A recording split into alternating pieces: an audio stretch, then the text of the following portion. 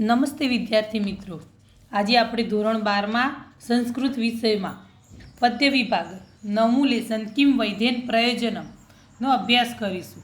હવે આપણે થોડો તેનો પરિચય મેળવી લઈએ કે કિમ વૈધેન પ્રયોજનમ મતલબ કે વૈધની શી જરૂર. વૈધ મતલબ ડૉક્ટર, કે ડૉક્ટરની શી જરૂર. તો ડૉક્ટરની જરૂર ક્યારે ના પડે કે જ્યારે આપણું સ્વાસ્થ્ય સારું હોય, આપણને કોઈ બીમારી ના હોય ત્યારે આપણને ડૉક્ટરની જરૂર પડતી નથી. તો જો સંસ્કૃત વિદ્યામાં આયુર્વેદ પણ એક વિદ્યા તરીકે પ્રસિદ્ધ છે. એમાં જો ચરક સંહિતા, સુશ્રુત સંહિતા આ બધા ગ્રંથો આવેલા છે. જેમ ચરક સંહિતા આચાર્ય ચરકે રચેલી છે, સુશ્રુત સંહિતા આચાર્ય સુશ્રુતે રચેલી છે. તો આ પણ એક આયુર્વેદમાંથી જ લીધેલું છે, એક લેસન આપણું કે સુશ્રુત સંહિતામાંથી લીધેલું છે.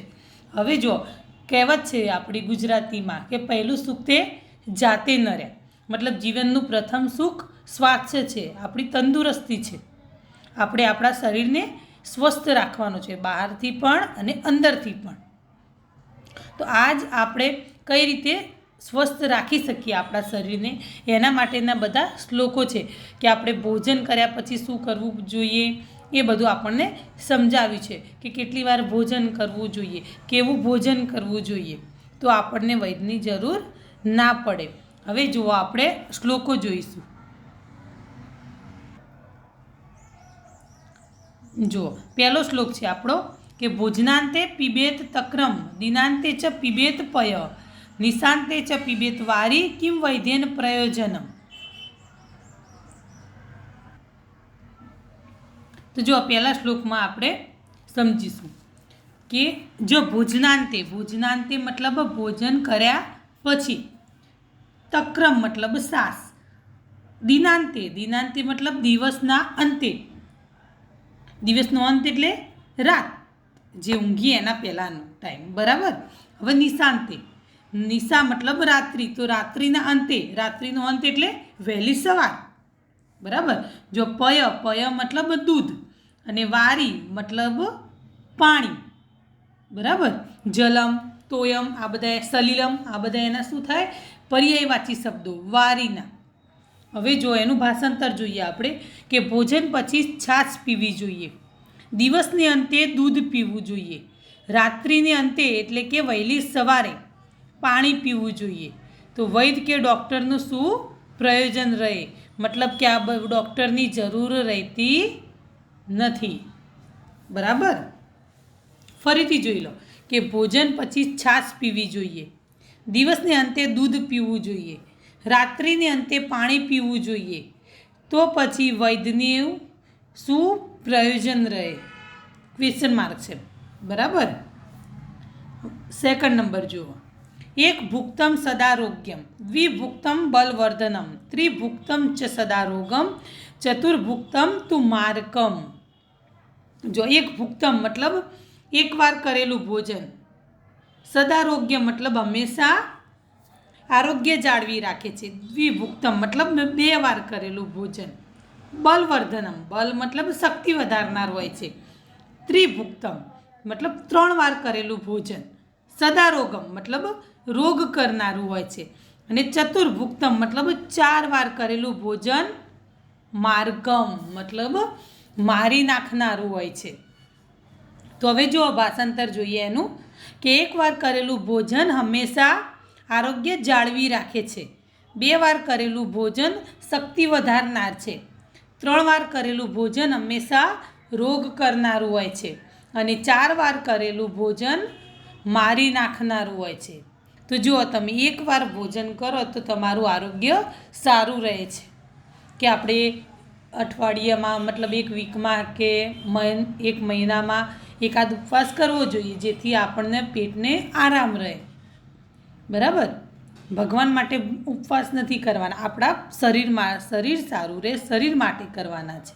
હવે જો 2 વાર ભોજન કરીએ છીએ આપણે, 2 ટાઈમ જમીએ તો એ શક્તિ વધારનાર હોય છે, મતલબ આપણે નોર્મલી 2 ટાઈમ જમતા હોઈએ છીએ, પણ 3 વાર કરેલું ભોજન રોગ કરનારું હોય છે. જો અમુક લોકોને જુઓ તમે કે જ્યારે જોઈએ ત્યારે આખો દિવસ ખાતા જ જોવા મળે, તો એ રોગ કરનારું હોય છે. મતલબ જો બધી જ તકલીફો તમારા ભોજનથી થાય છે, મતલબ કે તમે સારો ખોરાક ના ખાઓ તો તમને વધારે પડતો ખાઈ જતા હોય તો તમને બધી જ તકલીફો એનાથી થાય છે કે મેદસ્વીતાપણું, શરીર વધી જાય જેનાથી બીજી બધી ઘણી બધી તકલીફો આપણને આવતી હોય છે. અને જો છેલ્લે કીધું છે કે 4 વાર કરેલું ભોજન, મતલબ આખો દિવસ જે માણસ ખાતો જ હોય તો એવા માણસોને મૃત્યુ આપનાર હોય છે, મતલબ મારી નાખનારું ભોજન હોય, મતલબ એ મર્યા બરાબર કહેવાય. કે જો બધી જ તકલીફો તમને પેટથી થતી હોય છે કે તમે ખાવામાં ધ્યાન ના રાખો, મતલબ તમારે પેટની તકલીફો મટે જ નહીં.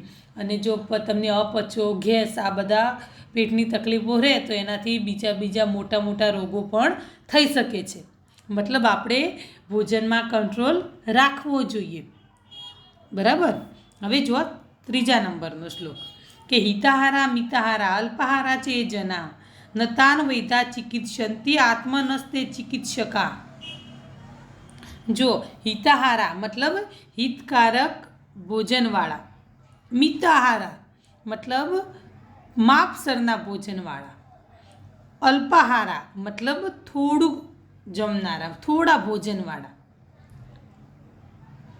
જો પછી વિચિકિત્સકા, ચિકિત્સકા મતલબ વૈદ્ય, રોગનો ઉપચાર કરનાર છે, વૈદ્ય કહો, ડૉક્ટર કહો એ બધું. બરાબર. ચિકિત્સંતિ મતલબ સારવાર કરે છે, ઉપચાર કરે છે, ચિકિત્સા કરે છે, જે લખો એ ચાલે. હવે જો એનું ભાષાંતર જોઈએ કે હિતકારી ભોજનવાળા, માપસરના ભોજનવાળા અને થોડું ભોજન લેનારાની વૈદ્ય ચિકિત્સા કરતા નથી, તેઓ પોતે જ પોતાના વૈદ્ય હોય છે. મતલબ માણસ ક્યારે પોતે પોતાનો વૈદ્ય હોય કે જ્યારે તે બધી જ રીતે પોતાનું ધ્યાન રાખતો હોય ત્યારે. એ લોકોને વૈદ્યની જરૂર હોતી નથી. ઘણા જો આપણને ઘરમાં જોઈએ છીએ કે આપણને શરદી ઉધરસ એવું કંઈ થાય તો આપણે ઘરેલું ઉપચાર કરતા હોઈએ છીએ જેનાથી આપણી શરદી મટી જતી હોય છે. એટલે મતલબ આપણે આપણા ડૉક્ટર કહેવાઈએ, એટલે આપણે ડૉક્ટરની જરૂર નથી એવું નહીં, પણ આવી નાની નાની બાબતોમાં આપણે આપણા વૈદ્ય જ કહેવાઈએ. તો જો એની માટે સૌથી પહેલાં હિતકારી ભોજનવાળા, મતલબ જે હિતકારી, જે શરીર માટે સારું છે એવું ભોજન લેતા હોય. જેમ જંક ફૂડ, આ ફાસ્ટ ફૂડ બધા એ આપણા શરીર માટે સારા નથી.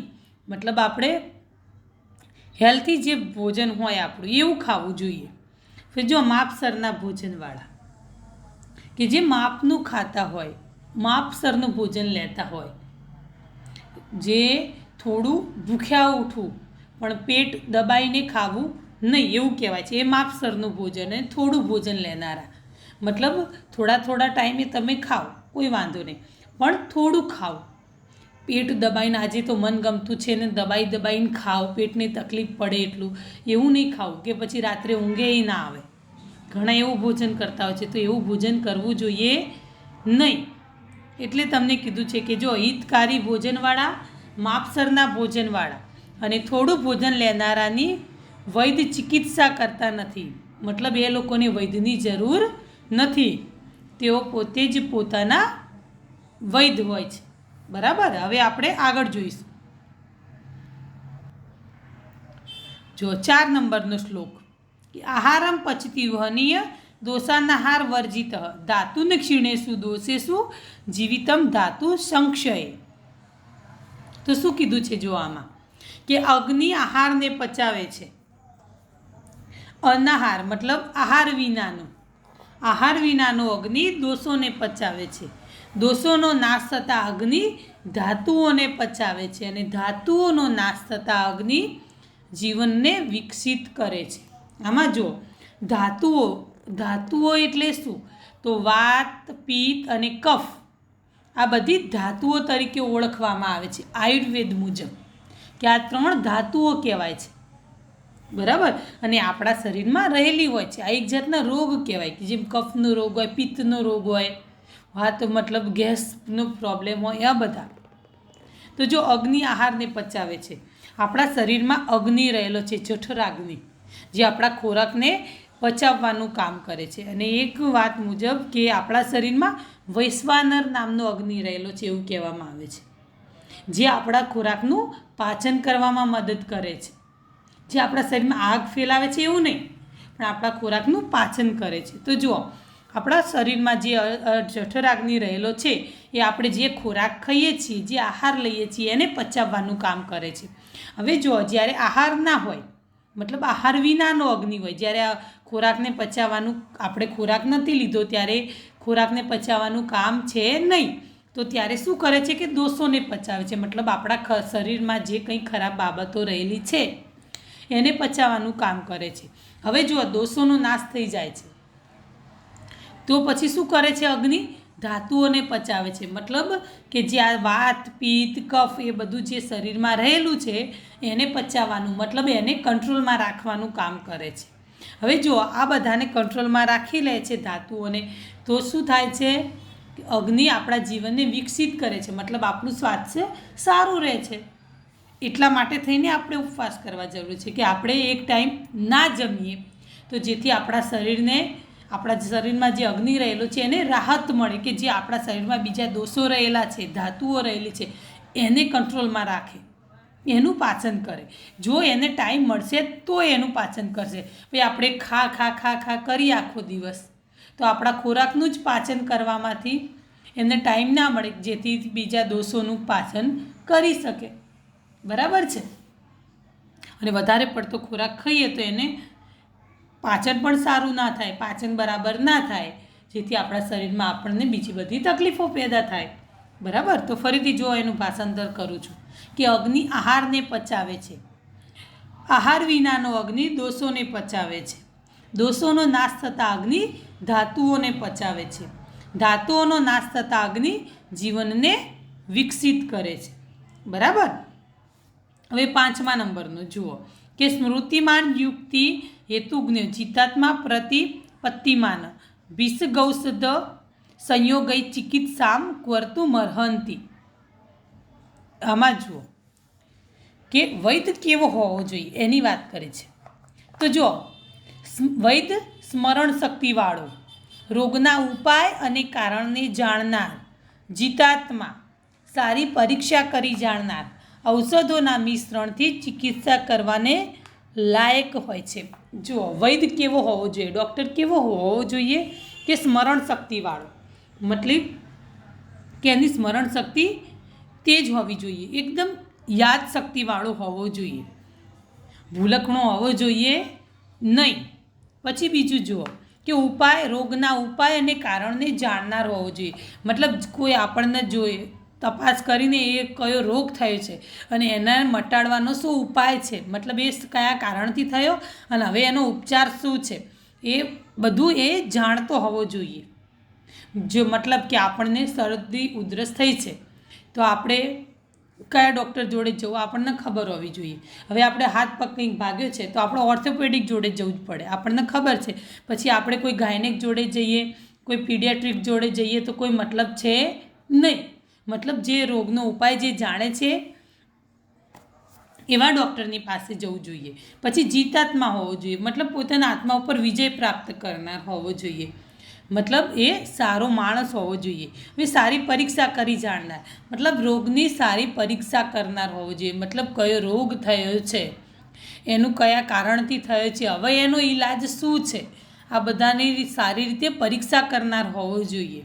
અને ઔષધોના મિશ્રણથી ચિકિત્સા કરવાને લાયક, મતલબ બધી દવાઓથી આપણે આપણી યોગ્ય સારવાર કરે એવો હોવો જોઈએ. મતલબ આ બધી એની લાયકાતો બતાવી છે કે વૈદ્ય કેવો હોવો જોઈએ એ બતાવી છે આ શ્લોકમાં. બરાબર? ફરીથી જો એનું ભાષાંતર કે વૈદ્ય સ્મરણ શક્તિવાળો, રોગના ઉપાય અને કારણને જાણનાર, જીતાત્મા, સારી પરીક્ષા કરનાર, ઔષધના મિશ્રણથી ચિકિત્સા કરવાને લાયક હોય છે. હવે જો 6 નંબરનો શ્લોક, વ્યામસ્વિન ગાત્રસ્ય પદભ્યામુ તીર્થસ્ય ચ વ્યાધય નોપસર્પંતિ વૈનતેમિ વોર્ગા. બરાબર? તો જુઓ એમાં વ્યામસ્વિન ગાત્રસ્ય મતલબ વ્યાયામથી થાકેલા અંગોવાળા, કસરત કરીને જે માણસ થાકેલો છે, મતલબ કસરત તમે કરો તો તમારું શરીર થાકી જાય, તો કસરતથી થાકેલા અંગોવાળો માણસની વાત કરી છે. પદભ્યામ, પદભ્યામ મતલબ બંને પગથી, પદ મતલબ પગ અને પદભ્યામ મતલબ બે પગની વાત કરી છે. ઉદરવર્તિતસ્ય આગળ ગતિ કરનારની, વ્યાધઃ મતલબ રોગ, વૈનતે મતલબ ગરુડ, એને વૈનતે પણ કહેવામાં આવે છે, બરાબર. અને ઉર્ગા, ઉર્ગા મતલબ ઉર્ગા, ઉર્ગા મતલબ સર્પ, સાપની વાત કરી છે. તો જો એનું ભાષાંતર જોઈએ કે જેમ ગરુડની પાસે સર્પો જઈ શકતા નથી, તેમ કસરતથી થાકેલા અંગોવાળા પગો વડે આગળ ગતિ કરનારની પાસે રોગો જતા નથી. મતલબ જેમ ગરુડની પાસે સર્પ જઈ શકતા નથી, મતલબ સાપનો દુશ્મન કહેવાય ગરુડ. ગરુડ સાપને મારી નાખે, ખાઈ જાય, એટલે સાપ ગરુડની પાસે જતા નથી. એવી જ રીતે કસરત કરીને જે થાકેલું માણસ છે, મતલબ જેણે કસરત કરી છે, જે આગળ ને આગળ ગતિ કરનાર માણસ છે, એવા લોકો પાસે રોગ જતા નથી. મતલબ જે બેઠાડું જીવન જીવતા હોય, વધારે રોગો એ લોકોને થાય. તમે જોજો, જે મહેનત મજૂરી કરવાવાળા છે એ જલ્દી બીમાર પડશે નહીં. તમે જો આ રોડ ખોદવાવાળાને એવા ક્યારેય કોઈ મેદસ્વીતાપણું જોયું, મેદસ્વીતા મતલબ જાડાપણું જોયું એ લોકોમાં ક્યારેય નહીં હોય, કારણ કે એ લોકો મજૂરી કરે છે, મહેનતનું કામ કરે છે, એટલે એ લોકોમાં એ બધે કોઈ બીમારીઓ જલ્દી જોવા મળશે નહીં, બરાબર. હવે જુઓ 7મો શ્લોક.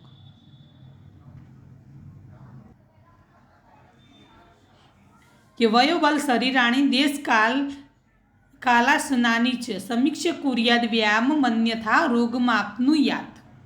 અને આ જો નીચે લખ્યું છે કે સંસ્કૃત સંહિતામાંથી આપણું આ લેસન બધા શ્લોકો લીધેલા છે, અધ્યાયનું નામ ને એ બધું છે. આપણે આ બધું યાદ રાખવાની કોઈ જરૂર નથી, બરાબર. આપણે ખાલી શ્લોક અને એના ભાષાંતરને એવું જ જોવાનું છે. હવે જો આનું ભાષાંતર કરીએ આપણે, કે મનુષ્ય પોતાના ઉંમર, બળ અને શરીરને તથા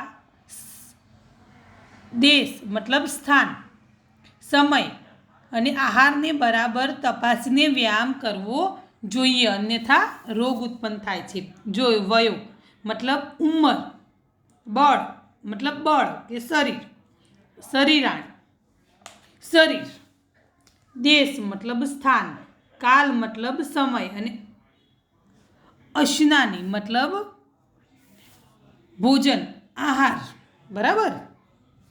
હવે જો ફરીથી કે મનુષ્ય પોતાના ઉંમર, બળ અને શરીરને તથા સ્થાન, સમય અને આહારને બરાબર તપાસીને વ્યાયામ કરવો જોઈએ. જો બરાબર કીધું છે કે કોઈ પણ મનુષ્ય, આપણે બસ હવે આપણા બોડીને મેન્ટેન કરવી જ છે, તો ગમે ત્યારે ગમે તેવી કસરત ચાલુ ના કરી દેવાય. આપણા બોડીને ધ્યાનમાં રાખીને આપણે કસરત કરવી જોઈએ, આપણા શરીરનું ધ્યાન રાખવું જોઈએ, આપણી ઉંમર પ્રમાણે આપણે કસરત કરવી જોઈએ. જો એટલે જ કહ્યું છે કે પોતાની ઉંમર, પછી બળ, આપણામાં તાકાત કેટલી છે કે આપણે પહેલા જ દિવસે 25-50 પુલઅપ કરી નાખીએ તો ના થાય.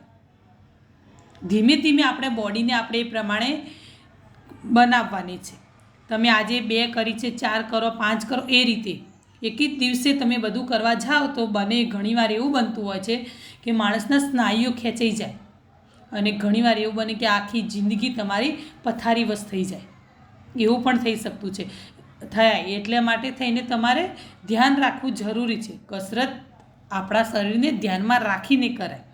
પછી શરીર મતલબ શરીરનું પણ જોવું પડે. પછી સ્થાન, ગમે તે જગ્યાએ તમારે કસરત ના કરાય, તમારે સ્થળ પણ જોવું જરૂરી છે. સમય પણ જોવો જોઈએ કે હાલ આપણે ખાધું છે ને આપણે કસરત કરવા લાગીએ, ના કરવું જોઈએ, એનાથી ઉલટી અસરો પણ થઈ શકે છે.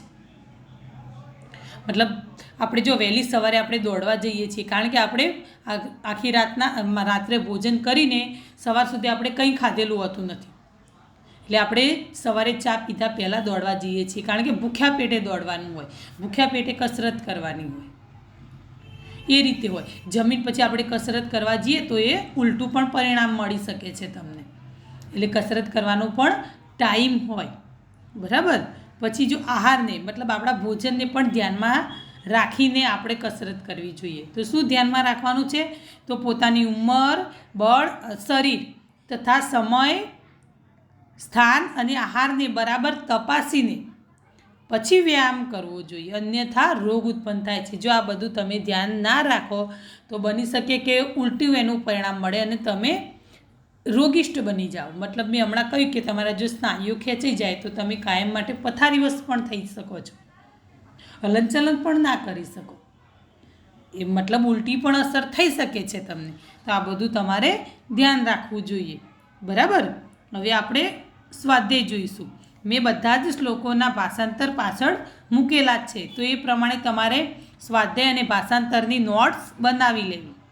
બરાબર. જો પહેલું છે યથાસ્વમ વિકલ્પમ ચિત્વા લિખત. તો પહેલું છે કે દિનાંત નામ કિમ, તો રાત્રિ. સેકન્ડ નંબર જો ત્રિભુક્તમ ક્વિચ્યમ ભવતી, તો સદા રોગમ. હવે આપણે આગળ જોઈએ. થર્ડ નંબર છે કે ધાતવ ઇત્યસ્ય પ્રકરણાનુરૂપ અર્થ કહ, તો વાત પિત્તાદય. ફોર નંબર વૈનતે નામ કિમ કે કહ, તો વૈનતે મતલબ ગરુડ. બરાબર. જો અધોલિખિતાનામ પ્રશ્નાનામ ઉત્તરાણી સંસ્કૃત ભાષયા લિખત. વારિકદાપેયમ, તો નિશાંતે. સેકન્ડ નંબર ભોજનાંતે કિમ પેયમ અસ્તિ, તો ભોજનાંતે તક્રમ પેયમ અસ્તિ. થર્ડ નંબર ક્વિદૃગ ભોજનમ બલવર્ધનમ પ્રોક્તમ, તો દ્વિભુક્તમ. ફોર નંબર ચતુર્ભુક્તમ ભોજનમ ક્વિચ્યમ પ્રોક્તમ, તો ચતુર્ભુક્તમ ભોજનમ માર્કમ પ્રોક્તમ, માર્કમ. 5 નંબર કે આત્મન ચિકિત્સ્યા ભવંતી, તો હિતાહારા મિતાહારા ચ અલ્પાહારા ये जना सन्ति ते आत्मनः चिकित्सकाः भवन्ति. 6 नंबर कः चिकित्सां कर्तुमर्हन्ति, विषयक चिकित्सां कर्तुमर्हन्ति, विषयक. અને 7 નંબર કે વ્યાધઃ કમ ન ઉપસર્પન્તિ, તો વ્યામસ્વિન ગાત્ર પદભ્યામ ઉદ્વતીર્થ તમ વ્યાધઃ ન ઉપસર્પન્તિ. ઓકે. હવે આગળ જોઈએ. જો એમાં ત્રીજો નંબર છે સસંદર્ભ સમજાવો. તો પહેલું છે કિમ વૈદ્યન પ્રયોજનમ, મતલબ કે વૈદ્યનું શું પ્રયોજન રહે. આ પહેલો જ આપણા શ્લોકમાં છે, પહેલો જ શ્લોક આપણો એ પ્રમાણે તમારે સમજાવીને લખી દેવાનું છે. બરાબર. હવે સેકન્ડ નંબર જુઓ કે આહારમ પચતી વહની, તો અગ્નિ આહારને પચાવે છે. આપણો ચોથા નંબરનો શ્લોક છે, એને સમજાવવાનો છે તમારે. બરાબર. અને થર્ડ નંબર કે સમીક્ષ કુર્યાત વ્યાયામ, તો સારી રીતે સમજી વિચારીને વ્યાયામ કરવો જોઈએ. આપણે છેલ્લો શ્લોક 7મા નંબરનો. બરાબર. હવે જો આગળ કે નીચેના પ્રશ્નોના માતૃભાષામાં ઉત્તર આપો. કે પહેલું છે કે વૈદ્યની જરૂર ક્યારે રહેતી નથી, તો બપોરના ભોજન પછી છાશ પીવી જોઈએ, રાત્રે દૂધ પીવું જોઈએ અને સવારે પાણી પીવું જોઈએ. જ્યારે આ 3 નિયમોનું બરાબર પાલન કરવામાં આવે ત્યારે માણસને વૈદ્યની જરૂર રહેતી નથી. બરાબર. સેકન્ડ નંબર જો ભોજનના કેટલા પ્રકારો કયા છે, કયા કયા, તો 4 પ્રકારો. કે 1 વાર કરવામાં આવતું ભોજન, 2 વાર કરવામાં આવતું ભોજન, 3 વાર કરવામાં આવતું ભોજન અને 4 વાર કરવામાં આવતું ભોજન. બરાબર. હવે જો 4 પ્રકારના ભોજનના પરિણામો કયા કયા છે, તો 1 વાર કરવામાં આવતું ભોજન હંમેશા આરોગ્ય જાળવી રાખે છે, 2 વાર કરવામાં આવતું ભોજન શક્તિ વધારે છે, 3 વાર કરવામાં આવતું ભોજન રોગ ઉત્પન્ન કરે છે અને 4 વાર કરવામાં આવતું ભોજન મારી નાખનારું હોય છે. બરાબર. 4 નંબર જો ચિકિત્સકમાં કયા કયા ગુણો હોવા જરૂરી છે, તો તે સ્મરણ શક્તિવાળો હોવો જોઈએ, રોગનો ઉપાય અને તેનું કારણ જાણનાર હોવો જોઈએ, જીતાત્મા હોવો જોઈએ, રોગની સારી રીતે પરીક્ષા કરનારો હોવો જોઈએ અને ઔષધોના મિશ્રણથી યોગ્ય રીતે સારવાર કરનાર હોવો જોઈએ. બરાબર. અને 5 નંબર કે વ્યાયામ કેવી રીતે કરવો જોઈએ, તો વ્યાયામ એ કરનારે પોતાના ઉંમર, બળ, શરીર, સ્થળ, સમય અને ભોજનને ધ્યાનમાં રાખીને સમજી વિચારીને વ્યાયામ કરવો જોઈએ. બરાબર. હવે આપણે આગળ જોઈએ. જો વિવરણાત્મક નોંધ લખો કે પહેલું છે વ્યાધ. વ્યાધ મતલબ રોગો, બીમારીઓ. એ પ્રમાણે એને સમજાવવાનું છે તમારે, બરાબર. પછી સેકન્ડ નંબર છે જુઓ કે ધાત્વ મતલબ ધાતુઓ. આપણી વાત, પિત્ત, કફ એ આયુર્વેદ પ્રમાણે ધાતુઓ કહેવાય છે. તો એ પ્રમાણે એમને તમારે સમજાવીને લખવાની છે. 6 નંબર જો સમીક્ષાત્મક નોંધ લખો. તો પહેલું છે ભોજનના પ્રકારો. જેમ આપણે 4 પ્રકારો છે. તો અને એ 4 પ્રકારો શું થાય કે એકવાર કરીએ ભોજન કરેલું હોય તો શું થાય, એ રીતે તમારે 4 પ્રકારને તમારી રીતે સમજાવવાના છે, બરાબર. એ અને સેકન્ડ નંબર આહાર અને વ્યાયામ. તો જો પહેલું સૂક્ત તે આપણું જાતે નર્યા કહેવાય. તો એ પ્રમાણે જે આપણો 6ઠ્ઠો અને 7મો એ 2 શ્લોકોને ભેગા કરીને તમારે તમારી રીતે સમજાવવાના છે કે જે વ્યાયામ કરીને થાકેલા હોય, મતલબ જે પરસેવે રેબઝેબ થયેલું હોય એની પાસે ક્યારેય રોગ જતા નથી. જેમ એની માટે એક્ઝામ્પલ આપ્યું હતું, જેમ કે ગરુડની પાસે સર્પ જઈ શકતા નથી. પછી એ પ્રમાણે માણસે શરીરને ધ્યાનમાં રાખીને, સમયને ધ્યાનમાં રાખીને, ભોજનને ધ્યાનમાં રાખીને, આ રીતે ઉંમર, બળ બધાને ધ્યાનમાં રાખીને કસરત કરવી જોઈએ. એ પ્રમાણે પૌષ્ટિક ભોજન લેવું જોઈએ. આ રીતે તમે બધું લખી શકો છો, બરાબર.